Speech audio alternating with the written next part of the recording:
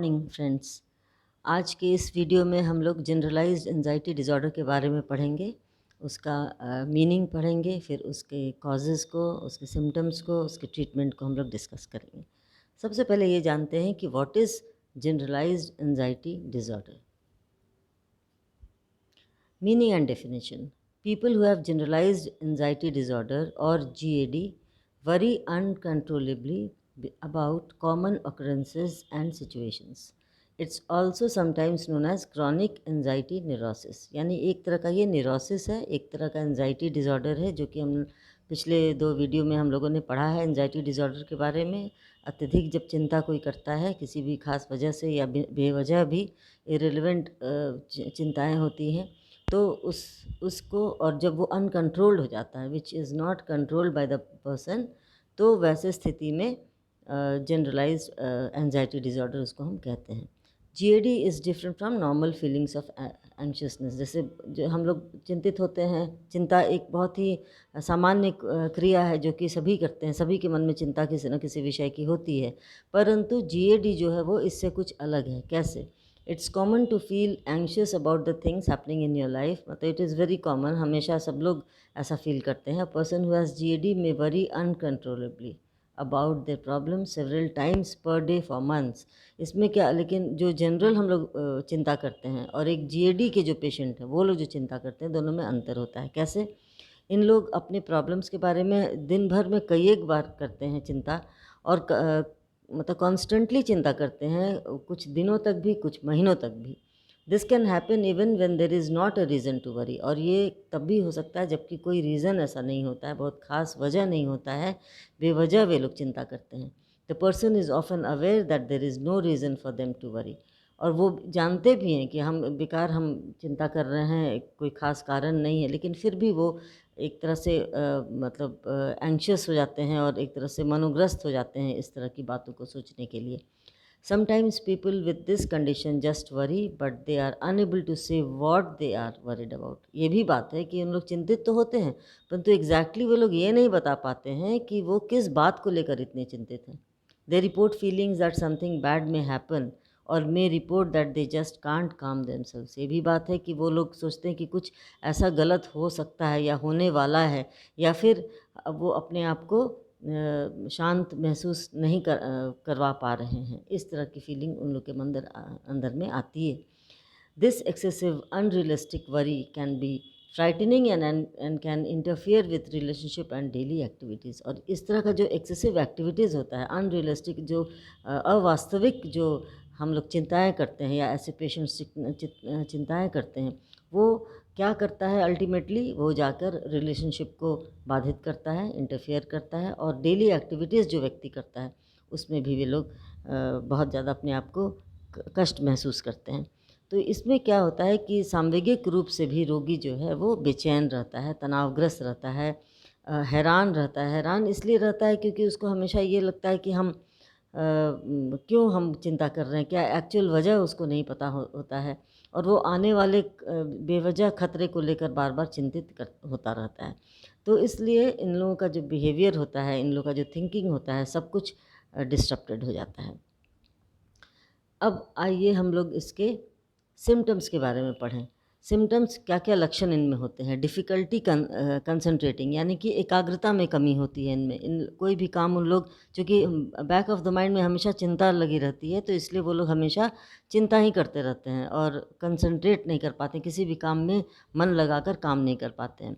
Difficulty sleeping, सोने में उनको दिक्कत होती है, क्योंकि स्लीप तभी साउंड स्लीप हम लेते हैं जब हमारे अंदर किसी तरह का कोई वरी नहीं होता।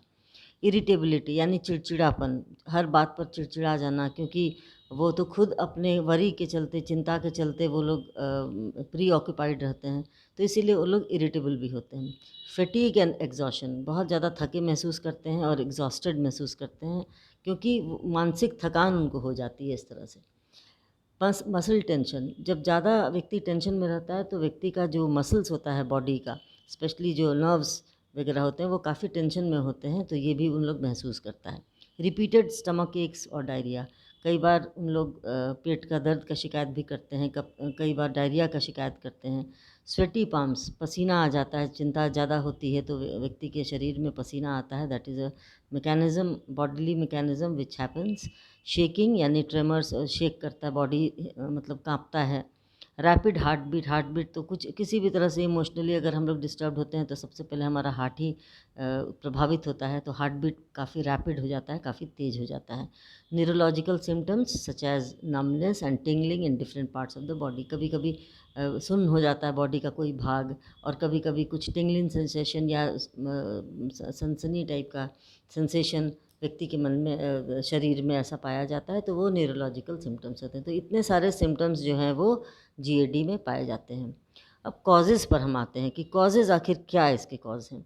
तो सबसे पहला है बायोलॉजिकल कॉज। बायोलॉजिकल कॉज को हम कह सकते हैं कि फैमिली हिस्ट्री ऑफ एंजाइटी। समझ लीजिए कि अगर फैमिली हिस्ट्री में ऐसा कुछ है कि लोग बहुत चिंतित प्रकृति के हैं, या बच्चा माँ बाप को देखता है कि किस तरह से वो लोग चिंतित होते हैं, हर बात को लेकर कैसे वो लोग रिएक्ट करते हैं, तो बच्चा भी वो नॉर्मल रिएक्शन अपने माता पिता और अपने रिलेशन से सीख जाता है। तो इस तरह से वो एक तरह का फैमिली हिस्ट्री भी इसमें काफ़ी इम्पॉर्टेंट है। प्लस इसमें जुड़वा बच्चे पर और पर स्टडी हुए हैं जो कि आइडेंटिकल ट्विन्स और फ्रैटर्नल ट्विन्स, तो ये पाया गया है कि अगर आइडेंटिकल ट्विन्स में ये अगर एक को होगा जीएडी तो दूसरे को भी होना बिल्कुल ज़रूरी है, और परंतु ये चीज़ फ्रैटर्नल ट्विन्स में नहीं पाया जाता है। तो ये कहीं ना कहीं जेनेटिक फैक्टर है, यहाँ पर इसको हम लोग कॉज के रूप में समझते हैं।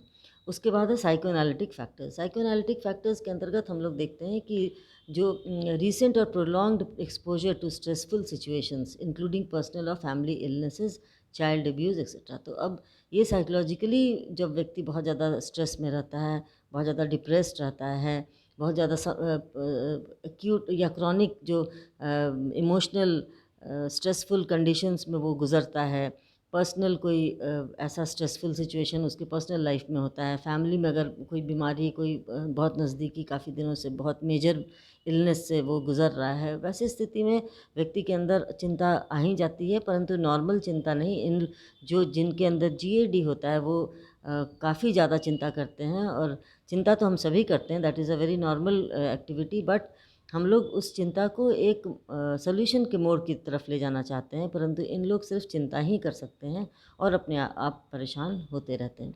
कभी कभी चाइल्ड अब्यूज़, अगर किस बचपन में कोई इस तरह का कोई घटना घटित होता है उस व्यक्ति के साथ, जो उसको बार बार उसको चिंता या याद दिलाता है, उसको दुखी करता है, डिप्रेस्ड करता है, स्ट्रेस लाता है मन में, तो वो सारी बातें भी उसको इफ़ेक्ट करती है और वो चिंता जीएडी का पेशेंट बन जाता है। Learning factors, excessive use of caffeine और tobacco which can make existing anxiety worse. इसमें क्या होता है, बहुत ज़्यादा यूज़ कोई करता है, कैफीन या टोबैको यूज़ करता है, या बहुत ज़्यादा कोई किस तरह का कोई ड्रग्स लेता है, तो ये लर्निंग फैक्टर्स जो होते हैं वो भी बहुत ज़्यादा इम्पॉर्टेंट होते हैं। इसमें लोग कई बार होता है कंडीशन्ड होता है किसी किसी चीज़ से, अपने फैमिली मेम्बर से कंडीशन्ड हो सकता है, सिचुएशन से कंडीशन्ड हो सकता है, तो वो बहुत सारे आंतरिक कारक हैं जिसके द्वारा व्यक्ति कंडीशन्ड हो जाता है, और इससे क्या होता है कि व्यक्ति की चिंता जो होती है वो बाह्य उद्दीप जो स्टिमुलस, जो एक्सटर्नल स्टिमुलस से भी अनुबंधित होता है, और ऐसे जो होते हैं वो पर्सनल जो या इंटरनल जो कारक होते हैं या स्टिमुलस होते हैं उससे भी वे लोग कंडीशन्ड हो जाते हैं। तो हम लोग ये लर्निंग के द्वारा भी चिंता का जो ये रोग है, ये जो विकृति है वो पाया जाता है।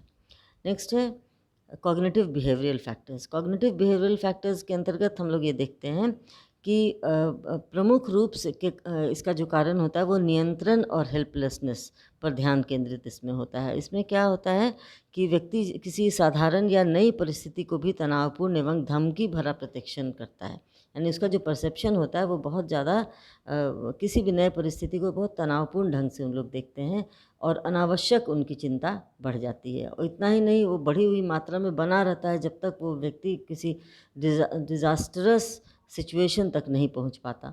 तो उनकी जो सोच होती है वो काफ़ी विस्तृत होती है, काफ़ी दूर तक वे लोग सोचते हैं, और जितना सोचते हैं उतनी ज़्यादा उनके अंदर भय, उनके अंदर चिंता और उनके अंदर इस तरह का डिप्रेशन कायम रहता है। अब हम ट्रीटमेंट की बात करें तो ट्रीटमेंट में दो तरह के मेजर ट्रीटमेंट होते हैं, एक तो मेडिकल और ड्रग थेरेपी, और दूसरा होता है साइकोथेरेपी। तो मेडिकल और ड्रग थेरेपी में हम लोग create a short term medication plan and a long term medication plan depending upon the intensity of the disease, अगर कोई व्यक्ति को जीएडी बहुत इंटेंस है तो लॉन्ग टर्म मेडिकेशन चलता है। अगर किसी व्यक्ति को शॉर्ट टर्म मेडिकेशन तभी लागू होता है जबकि उनका इंटेंस नहीं है, उनका जो सिम्टम्स है वो बहुत ज़्यादा इंटेंस नहीं है।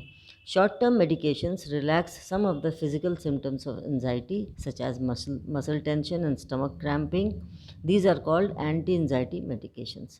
तो इसमें जो एंटी एंजाइटी मेडिकेशंस होते हैं वो सब दिया जाता है दवा, और दवा के चलते काफ़ी काम और कूल हो जाते हैं वे लोग, शांत हो जाते हैं, और इस तरह से उनका जो फिज़िकल सिम्टम्स होता है एंजाइटी में, जैसा कि हमने अभी सिम्टम्स के अंतर्गत बतलाया था आपको, वो काफ़ी काम डाउन हो जाता है, रिलैक्स्ड हो जाता है।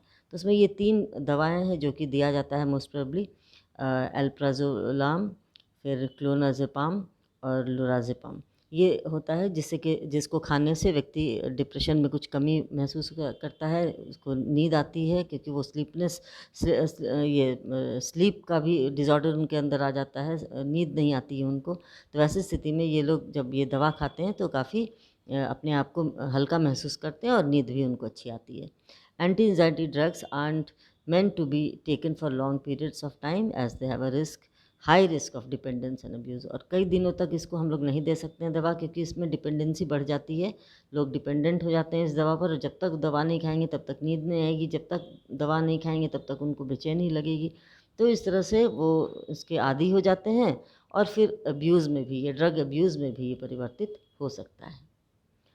कॉग्निटिव बिहेवियरल थेरेपी, इसके द्वारा क्या होता है, इसमें हम लोग ऐसे पढ़ेंगे, this treatment involves meeting regularly to talk with a mental health professional, किसी भी मनोवैज्ञानिक से संपर्क में आना, साइकेट्रिस्ट से संपर्क में आना और अपने प्रॉब्लम्स को डिस्कस करना।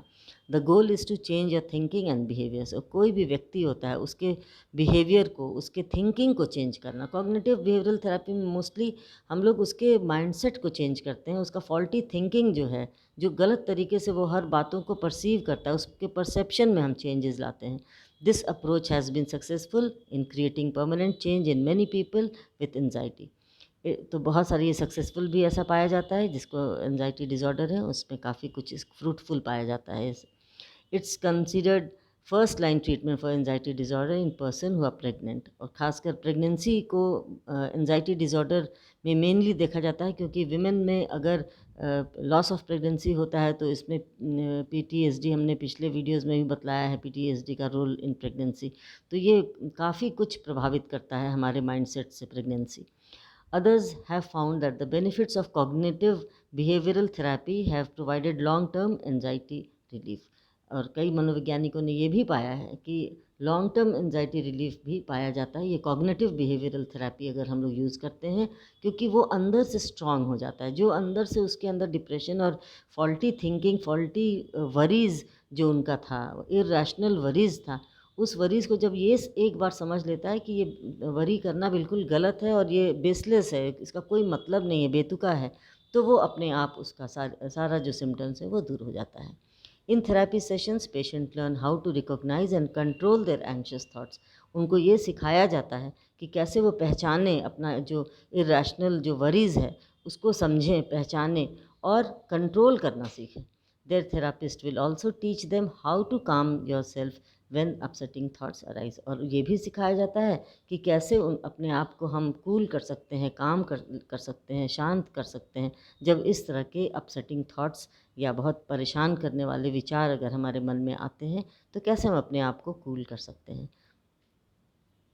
इस तरह से हम देखते हैं कि जीएडी के जितने भी टाइप्स थे और जितने भी सिम्टम्स थे और जितने भी ट्रीटमेंट तक हम लोग पहुँचे और देखें कि इस तरह की बीमारी को हम, चूँकि ये पर्सनैलिटी डिसऑर्डर है, इसको हम लोग काफ़ी हद तक दूर कर सकते हैं। इसमें पेशेंट्स को अपने कॉन्फिडेंस में लेकर काफ़ी हद तक इसको सुधारा जा सकता है। आशा है आपको वीडियो अच्छा लगा होगा। किसी तरह का कोई क्वेरी होगा तो निश्चय पूछेंगे मैसेज बॉक्स में, और वीडियो देखने के लिए धन्यवाद।